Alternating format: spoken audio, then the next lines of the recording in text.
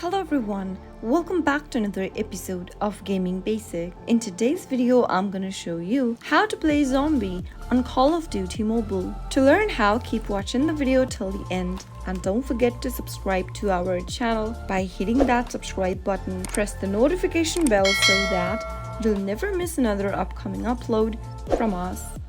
First, launch open your Call of Duty mobile game on your mobile devices. After you are in this page, you can go ahead and tap on the Zombies mode at the right corner of the screen. Now, you can invite players by tapping the plus icon and select the players you'd like to invite while playing Zombie. Now, go ahead and tap on the download button under Zombies Classic in order to begin the download process for the map first. Once you download the map, you'll be able to start the game by tapping on start at the bottom right. That is how you'll be able to go and play Zombie on Call of Duty Mobile. If you found the video to be helpful, go ahead and give us a thumbs up. I'll soon be back with more videos like this.